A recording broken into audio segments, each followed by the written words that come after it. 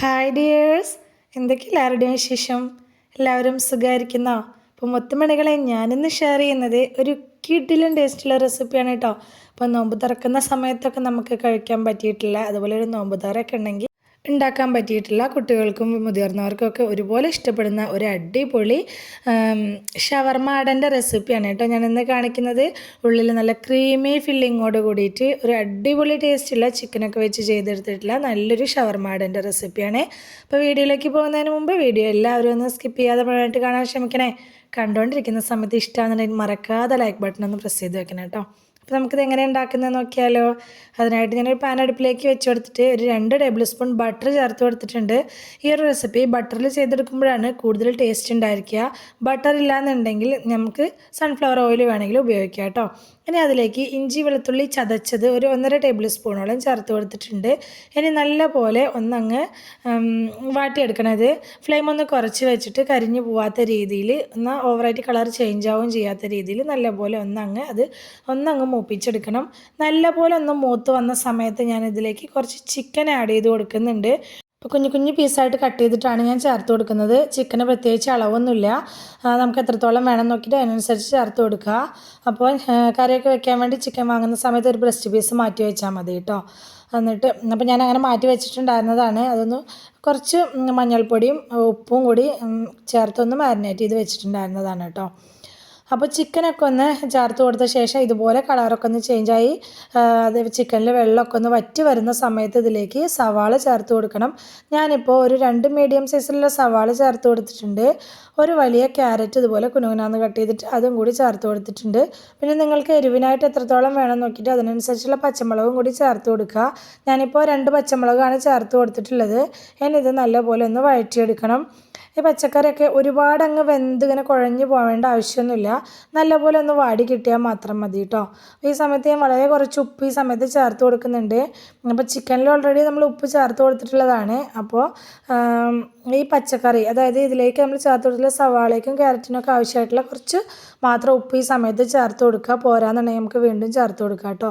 എന്നിട്ട് ഇത് നല്ലപോലെ ഒന്ന് വഴറ്റിയെടുക്കണം. സവാളയൊക്കെ നല്ലപോലെ ഒന്ന് സോഫ്റ്റായി ക്യാരറ്റൊക്കെ ഒന്ന് വെന്ത് വന്ന സമയത്ത് ഞാൻ ഇതിലേക്ക് ക്യാപ്സിക്കം കട്ട് ചെയ്തത് ചേർത്ത് കൊടുക്കുന്നുണ്ട്. ക്യാപ്സിക്കം ഒരു വലിയ ക്യാപ്സിക്കത്തിൻ്റെ 1/4 ഭാഗത്തോളം ഞാൻ ഇതിലേക്ക് ചെറുതായിട്ട് കട്ട് ചെയ്തിട്ട് ചേർത്ത് കൊടുത്തിട്ടുണ്ട്. ഇനി വീണ്ടും നല്ലപോലെ ഒന്ന് ഇളക്കി മിക്സാക്കി കൊടുക്കുക. ക്യാപ്സിക്കം ഒരുപാട് അങ്ങ് വെന്ത് കുഴഞ്ഞു പോകരുത് കേട്ടോ. ഇതിലേക്ക് നമുക്ക് ഇഷ്ടമുള്ള വെജിറ്റബിൾസൊക്കെ ആഡ് ചെയ്ത് കൊടുക്കുക. ഇതാകുമ്പോൾ കുറച്ചും കൂടി ഹെൽത്തി ആയിട്ട് കുട്ടികൾക്ക് കൊടുക്കാനും കൂടി പറ്റിയിട്ടുള്ളതാണ് കേട്ടോ. അപ്പോൾ നമ്മൾ പച്ചക്കറിയൊക്കെ കഴിക്കാൻ മടിയുള്ള മക്കളാണെങ്കിൽ ഈ രീതിയിൽ ഉണ്ടാക്കി കൊടുത്താൽ അവർക്കത് ഇഷ്ടമാവുകയും ചെയ്യും കേട്ടോ. അപ്പോൾ ഞാനിപ്പോൾ ഒരു ചെറിയ തക്കാളി കുരുവും വെള്ളമൊക്കെ മാറ്റിയിട്ട് കട്ട് ചെയ്തതും കൂടി ഇതിലേക്ക് ചേർത്ത് കൊടുത്തിട്ടുണ്ട്. ഇനി ഇത് ഒരുപാട് നേരം ഒന്നിട്ട് വഴറ്റിയെടുക്കേണ്ട ആവശ്യമില്ല. ക്യാപ്സിക്കവും തക്കാളിയൊക്കെ വല്ലാതെ അങ്ങ് വെന്തുടഞ്ഞ് പോവേണ്ട ആവശ്യമില്ല കേട്ടോ. ജസ്റ്റ് ഒന്ന് വഴറ്റി നല്ലപോലെ അതൊന്ന് വഴന്ന് വന്ന സമയത്ത് ഞാനിതിലേക്ക് ഒരു 1.5 ടേബിൾ സ്പൂണോളം മൈദപ്പൊടിയാണ് ചേർത്ത് കൊടുക്കുന്നത്. മൈദപ്പൊടി ചേർത്ത് കൊടുത്ത ശേഷം ഇത് നല്ലപോലെ ഒന്ന് ചൂടാക്കി എടുക്കണം. ആ മൈദപ്പൊടിയുടെ ആ പച്ചമണമൊക്കെ പോയി വരുന്നത് വരെ നമുക്കിത് നല്ലപോലെ വഴറ്റി കൊടുക്കുക. ആ മൈദപ്പൊടിയുടെ ആ പച്ചമണം നല്ലപോലെ പോയ ശേഷം ഞാനിതിലേക്ക് കുറേശ്ശെ പാൽ ഒഴിച്ച് കൊടുക്കുന്നുണ്ട്. ആദ്യം തന്നെ മുഴുവനായിട്ട് പാലങ്ങോട്ട് ഒഴിച്ച് കൊടുത്തിട്ട് മിക്സാക്കി എടുക്കരുത്. കുറേശ്ശെ പാൽ ഒഴിച്ച് കൊടുത്തിട്ട് നമുക്കിതുപോലെ ഒന്ന് ഇളക്കിയെടുക്കണം. അപ്പോൾ ആദ്യം തന്നെ ഒരുപാട് ഒഴിച്ച് കൊടുക്കണ്ട കേട്ടോ. നമുക്കിത് നല്ലപോലെ കട്ടിയായിട്ട് തോന്നുകയാണെങ്കിൽ വീണ്ടും നമുക്ക് ഒഴിച്ച് കൊടുക്കുക. ഒരുപാട് അങ്ങ് ലൂസായി പോയി കഴിഞ്ഞിട്ടുണ്ടെങ്കിൽ നമ്മൾ ഫില്ലിങ് വെച്ച് കൊടുക്കുന്ന സമയത്ത് അത് ലൂസായി കഴിഞ്ഞാൽ ബുദ്ധിമുട്ടാവും കേട്ടോ. എരിവിനായിട്ട് നമ്മളിതിലേക്ക് വേറെ മുളക് പൊടി മസാലപ്പൊടികളൊന്നും ചേർത്ത് കൊടുത്തിട്ടില്ല, പച്ചമുളക് ചേർത്ത് കൊടുത്തതാണ്. അപ്പോൾ നമുക്ക് എത്രത്തോളം എരിവിനായിട്ടും കുരുമുളക് പൊടി വേണം നോക്കിയിട്ട് അതിനനുസരിച്ചുള്ള കുരുമുളക് പൊടി ഇതിലേക്ക് ചേർത്ത് കൊടുക്കുക. ഞാനിപ്പോൾ ഒരു 1/4 ടേബിൾ സ്പൂണോളം കുരുമുളക് പൊടി ചേർത്ത് കൊടുത്തിട്ടുണ്ട്. അതൊക്കെ ഓരോരുത്തരുടെ എരിവിനനുസരിച്ച് ചേർത്ത് കൊടുക്കുക. ഇനി ചില്ലി ഫ്ലേക്സ് ചേർക്കാൻ താല്പര്യമുള്ളവർക്ക് അതും കൂടി ചേർത്ത് കൊടുക്കുക കേട്ടോ. അപ്പോൾ ഉപ്പ് പോരാൻ തോന്നിയതുകൊണ്ട് കുറച്ച് ഉപ്പും കൂടി ഞാൻ ചേർത്ത് കൊടുത്തിട്ടുണ്ടായിരുന്നു. ലാസ്റ്റ് ഇതിലേക്ക് ഞാൻ കുറച്ച് ചീസ് ചേർത്ത് കൊടുക്കുന്നുണ്ട്. ചീസ് ഇല്ലയെന്ന് വെച്ചിട്ട് ഈ സ്നാക്ക് ഉണ്ടാക്കാതിരിക്കേണ്ട. ചീസും കൂടി ചേരുമ്പോഴാണ് ഇത് കൂടുതൽ ടേസ്റ്റി ആവുന്നത് എന്ന് മാത്രം. അപ്പോൾ കയ്യിലിപ്പോൾ ഏത് ചീസാണോ ഉള്ളത് അത് ചേർത്ത് കൊടുത്താൽ മതി. ഞാനിപ്പോൾ മൊസറല്ല ചീസാണ് ചേർത്ത് കൊടുത്തിട്ടുള്ളത്. സ്ലൈസ്ഡ് ചീസ് ആണെങ്കിൽ ഒരു 2-3 സ്ലൈസ്ഡ് ചീസ് കൂടി ചേർത്ത് കൊടുത്താൽ മതി കേട്ടോ. ചീസ് ഒന്ന് മെൽറ്റായി വരുന്നത് വരെ നമുക്കിത് മിക്സാക്കി എടുക്കുക. ഇത്രയേ ഉള്ളൂ. നമ്മുടെ അടിപൊളി ടേസ്റ്റിലുള്ള ഫില്ലിംഗ് ഇവിടെ റെഡി ആയിട്ടുണ്ട്. ഫില്ലിങ് ഒരുപാട് ലൂസായി പോവാതെ ഇത്രയും തിക്കായിട്ട് തന്നെ എടുക്കാൻ ശ്രദ്ധിക്കണം കേട്ടോ. ചൂടാറുമ്പോൾ കുറച്ചും കൂടി തിക്കായിട്ട് വരും. എന്നിട്ട് ഫ്ലെയിം അങ്ങ് ഓഫാക്കി കൊടുത്ത ശേഷം 1 ടേബിൾ സ്പൂണോളം ചെറുനാരങ്ങ നീരും 1 പിടിയോളം ഫ്രഷ് ആയിട്ടുള്ള മല്ലിയില കട്ട് ചെയ്തതും കൂടി ചേർത്ത് കൊടുത്തിട്ട് നല്ലപോലെ ഒന്നും കൂടിയാണ് മിക്സാക്കി എടുത്താൽ മതി കേട്ടോ. അപ്പോൾ ഇതിലേക്ക് ചെറുനാരങ്ങ നീരും മല്ലിയിലൊക്കെ സ്കിപ്പ് ചെയ്യാതെ തന്നെ ചേർത്ത് കൊടുക്കണം കേട്ടോ. അപ്പോൾ ഞാനിതപ്പോൾ നല്ലപോലെ ഒന്ന് മിക്സാക്കി എടുത്തിട്ടുണ്ട്. ഇതിനി ഒന്നങ്ങ് ആറി വരട്ടെ കേട്ടോ. അതുവരെ നമുക്ക് വെയിറ്റ് ചെയ്യാം. അപ്പോൾ ഇതിലേക്കായിട്ട് ഇനി നമുക്കൊരു മാവ് തയ്യാറാക്കിയെടുക്കാനുണ്ട്. അതിനായിട്ട് ഞാനൊരു പാൻ അടുപ്പിലേക്ക് വെച്ച് കൊടുത്തിട്ട് അതിലേക്ക് 1 കപ്പ് വെള്ളം ഒഴിച്ചു കൊടുത്തിട്ടുണ്ട്. വളരെ കുറച്ച് മാത്രം ഉപ്പും കൂടി ചേർത്ത് കൊടുത്തിട്ടുണ്ട്. ഇനി ഇതിലേക്ക് ഞാൻ 1/2 ടീസ്പൂണോളം ബട്ടറും കൂടി ചേർത്ത് കൊടുത്തിട്ടുണ്ട് കേട്ടോ. അപ്പോൾ ഈ ബട്ടറിന് പകരം സൺഫ്ലവർ ഓയിൽ വേണമെങ്കിലും ഉപയോഗിക്കുക. ഇനി ഇത് നല്ലപോലെ ഒന്ന് മിക്സാക്കി കൊടുക്കുക. നല്ലപോലെ ഒന്ന് തിളച്ച് വരണം ഈ വെള്ളം. അതുവരെ നമുക്കൊന്ന് വെയിറ്റ് ചെയ്യാം. വെള്ളം നല്ലപോലെ തിളച്ച് വന്നിട്ടുണ്ട്. ഈ സമയത്ത് ഇതിലേക്ക് ഒരു 1.25 കപ്പ് മൈദപ്പൊടിയാണ് ചേർത്ത് കൊടുത്തിട്ടുള്ളത്. നിങ്ങൾക്ക് വേണമെങ്കിൽ ഗോതമ്പ് പൊടിയിലും ചെയ്തെടുക്കുക. അപ്പോൾ കുറച്ചും കൂടി ടേസ്റ്റ് തോന്നുക മൈദപ്പൊടിയിൽ ചെയ്തെടുക്കുമ്പോഴാണ് കേട്ടോ. ഇനി ഇത് നല്ലപോലെ ഒന്ന് വാട്ടിയെടുക്കുക. അപ്പോൾ ഓരോരുത്തരെടുക്കുന്ന മൈദപ്പൊടിക്ക് അനുസരിച്ച് ചിലപ്പോൾ വെള്ളത്തിൻ്റെ അളവിൽ ചെറിയ വ്യത്യാസങ്ങളുണ്ടായിരിക്കും കേട്ടോ.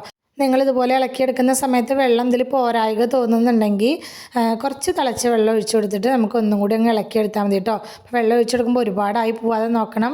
ഇതിനി ഒന്നങ്ങ് ആറട്ടെ. നല്ലപോലെ ആറും ചെയ്യരുത്. ചെറിയൊരു ചൂടിൽ നമ്മൾ പത്തിരിക്കൊക്കെ കുഴച്ചെടുക്കില്ലേ, പത്തിരിക്കൊക്കെ മാവ് കുഴച്ചെടുക്കുന്ന പോലെ നല്ലപോലെ ഒന്ന് കുഴച്ചെടുക്കണം. അപ്പോൾ ഞാൻ വാട്ടിയെടുത്ത പാത്രത്തിൽ തന്നെ വെച്ചിട്ട് ഇത് ഒന്നങ്ങ് ബോളാക്കി എടുക്കുന്നുണ്ട്. ജസ്റ്റ് ഒന്ന് കുഴച്ചെടുക്കുക കേട്ടോ. എന്നിട്ട് നമുക്കിത് കൗണ്ടർ ടോപ്പിലിട്ടിട്ട് നല്ലപോലെ ഒന്ന് കുഴച്ച് സോഫ്റ്റാക്കി എടുക്കാൻ വേണ്ടിയിട്ടാണ്. ഞാനിതപ്പോൾ ആ പാത്രത്തിൽ തന്നെ വെച്ചിട്ട് ഒന്നങ്ങ് ജസ്റ്റ് ഒന്ന് കുഴച്ചാണ്ട് എടുത്തിട്ടുണ്ട്. ഇനി ഇതുപോലെ കൗണ്ടർ ടോപ്പിലിട്ടിട്ട് നല്ലപോലെ ഒന്ന് കുഴച്ച് നമുക്കൊന്ന് സോഫ്റ്റാക്കി എടുക്കണം. അപ്പോൾ മൈദപ്പൊടി ആയതുകൊണ്ടും നമ്മളിത് തിളച്ച വെള്ളത്തിലേക്ക് ഇട്ട് വാട്ടിയെടുത്തത് കൊണ്ട് തന്നെ ഒരുപാട് നേരമൊന്നും കുഴച്ച് ബുദ്ധിമുട്ടേണ്ടി വരില്ല. പെട്ടെന്ന് തന്നെ നമുക്കിത് നല്ലപോലെ സോഫ്റ്റായിട്ട് കിട്ടും കേട്ടോ. അപ്പോൾ ഒന്നങ്ങ് നല്ലപോലെ കുഴച്ച് സോഫ്റ്റാക്കി എടുത്ത ശേഷം ഇതുപോലെ ആക്കിയെടുക്കുക. എന്നിട്ട് നമുക്കിത് ഒരു കുഞ്ഞു ബോൾസായിട്ട് എടുക്കണം. അപ്പോൾ ഒരു ചെറിയ ചപ്പാത്തി ഉണ്ടാക്കുന്ന അതേ വലുപ്പത്തിലാണ് ഞാൻ എടുത്തിട്ടുള്ളത്. ഓരോ ബോൾസ് എടുത്തിട്ട് ഇതുപോലെ ഒന്ന് ഉരുട്ടിയിട്ട് വെക്കുക. അങ്ങനെ എടുക്കുന്ന സമയത്ത് നമ്മളിതൊന്ന് പ്രസ് ചെയ്ത് അമർത്തി എടുക്കുന്ന സമയത്ത് നല്ല വൃത്തിക്കായിട്ട് റൗണ്ടനായി കിട്ടും കേട്ടോ. ഇതുപോലെ ഒന്ന് ഉരുട്ടിയെടുക്കുന്ന സമയത്ത് ഞാനിതപ്പോൾ ഇത് മുഴുവനായിട്ട് ഇതുപോലെ ഉരുട്ടിയെടുത്തിട്ടുണ്ട്. ഞാനിപ്പോൾ 1.25 കപ്പ് മൈദപ്പൊടിയാണല്ലോ എടുത്തിട്ടുണ്ടായിരുന്നത്. അതിൽ നിന്ന് ഒരു 12 എണ്ണമാണ് ഇപ്പോൾ ഇതുപോലെ ബോളാക്കി എടുക്കാൻ പറ്റിയിട്ടുള്ളത്. ഞാനിപ്പോൾ ഒരു പത്തിരി പ്രസ്സിൽ വെച്ചിട്ട് ഇതുപോലെ ഒന്ന് പ്രസ് ചെയ്ത് അമർത്തി എടുക്കുന്നുണ്ട് കേട്ടോ. അപ്പോൾ ഇനിയിപ്പോൾ പത്തിരി പ്രസ് ഇല്ലയെന്ന് വെച്ചിട്ട് ബുദ്ധിമുട്ടാവുന്നില്ല ഇത് പരത്തിയെടുക്കാൻ. കയ്യിൽ വെച്ചിട്ട് ഇങ്ങനെ പ്രസ് ചെയ്ത് അമർത്തി കൊടുത്താൽ തന്നെ ഇത് നല്ലപോലെ പരന്ന് കിട്ടും കേട്ടോ. ഞാനിപ്പോൾ എളുപ്പത്തിന് വേണ്ടി പത്തിരി പ്രസ്സിൽ വെച്ചിട്ട് ഇതുപോലെ ഒന്ന് മുഴുവനായിട്ട് തന്നെ പരത്തിയെടുത്തിട്ടുണ്ട്. അത് തന്നെ മേലെ ഇട്ട് കൊടുത്തു എന്ന് വെച്ചിട്ട് അത് ഒട്ടിപ്പിടിക്കൊന്നുമില്ല കേട്ടോ. അപ്പോൾ ഓരോന്നും പരത്തിയെടുത്ത ഓരോന്നും ഇതുപോലെ നമ്മുടെ കൈവെള്ളയിൽ വെച്ച് കൊടുത്തിട്ട് ഇതിലേക്ക് ഫില്ലിങ്സ് വെച്ച് കൊടുക്കുക. അപ്പോൾ ഫില്ലിങ്സ് അത്യാവശ്യം വെക്കണം. മാക്സിമം നമുക്ക് എത്രത്തോളം ഫില്ലിങ്സ് അതിലേക്ക് വെച്ച് കൊടുക്കാൻ പറ്റുമോ അത്രയും ഫില്ലിങ്സ് വെച്ച് കൊടുത്തിട്ട് നമ്മളിത് ഒരു അടയുടെ ഷേപ്പിൽ തന്നെ ഷേപ്പ് ചെയ്തെടുക്കുക കേട്ടോ. ഈസിയാണ് ഇത് ചെയ്തെടുക്കാനും വേണ്ടിയിട്ട്, സിമ്പിളാണ്. മൈദപ്പൊടി ആയതുകൊണ്ട് തന്നെ പെട്ടെന്ന് തന്നെ ഒട്ടിക്കിട്ടുകയും ചെയ്യും കേട്ടോ. അപ്പോൾ ഈ ഒരു രീതിയിൽ നമ്മൾ ബാക്കിയുള്ള എല്ലാ സ്നാക്കും ഇതുപോലെ അങ്ങ് ഫില്ലിങ് വെച്ച് കൊടുത്ത് ചെയ്തെടുക്കുക കേട്ടോ. അപ്പോൾ ഈ 12 സ്നാക്കിലേക്ക് ഞാൻ ഉണ്ടാക്കിയെടുത്തിട്ടുള്ളത് ആ 12 സ്നാക്കിലേക്കുള്ള മസാല തന്നെയാണ് ഉണ്ടായിട്ടുണ്ടായിരുന്നത്. ബാക്കിയൊന്നും ആയിട്ടുണ്ടായിരുന്നില്ല കേട്ടോ. ഞാനിതപ്പോൾ ഇത് മുഴുവനായിട്ട് ഇതുപോലെ ചെയ്തെടുത്തിട്ടുണ്ട്. ഇനി നമുക്കിത് ഫ്രൈ ചെയ്തെടുക്കാൻ വേണ്ടിയിട്ടാണ്. അതിന് വേണ്ടിയിട്ട് ഒന്ന് ബ്രെഡ് ക്രംസിലിട്ട് കോട്ട് ചെയ്തെടുക്കണം. അതിന് വേണ്ടിയിട്ട് കുറച്ച് ബ്രെഡ് ക്രംസ് എടുത്ത് വെച്ചിട്ടുണ്ട്. ഞാൻ 2 മുട്ട എടുത്തിട്ടുണ്ട്. അപ്പോൾ 2 മുട്ട എടുക്കണ്ട കേട്ടോ. നിങ്ങൾ എടുക്കുമ്പോൾ ഒരെണ്ണം എടുത്താൽ മതി, അതന്നെ ധാരാളമായിരിക്കും. അതൊന്ന് കലക്കി എടുത്ത് വെക്കുന്നുണ്ട്. ഇനി നമ്മൾ ഉണ്ടാക്കി വെച്ചിട്ടുള്ള ഓരോ അടയും മുട്ടയിൽ ഇതുപോലെ ഒന്ന് മുക്കിയെടുത്ത ശേഷം ബ്രെഡ് ക്രംസിലിട്ടിട്ട് നല്ലപോലെ ഒന്ന് കോട്ട് ചെയ്തെടുക്കുക. അപ്പോൾ ഞാനിതപ്പോൾ ഒരെണ്ണം അതുപോലെ നല്ലപോലെ ഒന്ന് ചെയ്തെടുത്തിട്ടുണ്ട്. ബാക്കിയുള്ള എല്ലാതും തന്നെ ഇതേ രീതിക്ക് തന്നെ ചെയ്തെടുക്കുക. പിന്നെ സബ്സ്ക്രൈബ് ചെയ്യാതെ കാണുന്ന നമ്മുടെ പുതിയ കൂട്ടുകാർ ആരെങ്കിലുമൊക്കെ വീഡിയോ കാണുന്നവരുണ്ടെങ്കിൽ പ്ലീസ് ഒന്ന് സബ്സ്ക്രൈബ് ചെയ്ത് സപ്പോർട്ട് ചെയ്യണം കേട്ടോ. കൂടെയുള്ള ബെൽ ബട്ടണും കൂടി ഒന്ന് ക്ലിക്ക് ചെയ്ത് വെക്കുകയാണെങ്കിൽ ഞാനിടുന്ന പുതിയ വീഡിയോസിൻ്റെയൊക്കെ നോട്ടിഫിക്കേഷൻ നിങ്ങൾക്ക് കിട്ടുന്നതായിരിക്കും കേട്ടോ. അതുപോലെ തന്നെ നമ്മുടെ ചാനലിൽ നല്ല അടിപൊളി സ്നാക്ക് റെസിപ്പീസൊക്കെ ഞാൻ പോസ്റ്റ് ചെയ്തിട്ടുണ്ട്. നോമ്പ് തുറക്കുമ്പോൾ ഒക്കെ കഴിക്കാൻ പറ്റിയിട്ടുള്ള ഒരു അടിപൊളിയായിട്ടുള്ള റെസിപ്പീസൊക്കെ ഞാൻ പോസ്റ്റ് ചെയ്തിട്ടുണ്ട്. അതുപോലെ ഡ്രിങ്ക്സിൻ്റെ ഒക്കെ ഉണ്ട് കേട്ടോ. അപ്പോൾ താല്പര്യമുള്ളവർ ഒന്ന് കയറി നോക്കി സപ്പോർട്ട് ചെയ്യണേ. അപ്പം ഞാനിതപ്പോൾ നമ്മുടെ സ്നാക്ക് മുഴുവനായിട്ട് ഇതുപോലെ ചെയ്തെടുത്തിട്ടുണ്ട്. നമുക്കിതുപോലെ ഉണ്ടാക്കിയിട്ട് ഫ്രീസറിൽ നമുക്ക് സ്റ്റോർ ചെയ്ത് വെക്കുകയും ചെയ്യാം കേട്ടോ. അപ്പോൾ ഈ ഒരു ക്വാണ്ടിറ്റിയിൽ ഉണ്ടാക്കി 12 എണ്ണമൊക്കെ നിങ്ങൾക്ക് ചിലവാവില്ല എന്ന് തോന്നുകയാണെങ്കിൽ ബാക്കിയുള്ളത് ഫ്രീസറിൽ വെക്കുക, പിറ്റേ ദിവസം നമുക്ക് എടുത്ത് ഉപയോഗിക്കാനും പറ്റും കേട്ടോ. അപ്പം ഞാനിതപ്പോൾ എണ്ണ ചൂടാവാനായിട്ട് വെച്ചിട്ടുണ്ടായിരുന്നു. നല്ല ചൂടായി കിടക്കുന്ന എണ്ണയിലേക്ക് വേണം നമ്മുടെ സ്നാക്ക് ഇട്ട് കൊടുക്കാനായിട്ട്. എണ്ണയിലേക്ക് ഇട്ട് കൊടുത്ത ശേഷം ഫ്ലെയിം ഒന്ന് കുറച്ച് വെക്കണം, ഇല്ലെങ്കിൽ മുകൾ വശം പെട്ടെന്ന് അങ്ങോട്ട് കളർ ചേഞ്ചായി കരിഞ്ഞ പോലെ ആവും.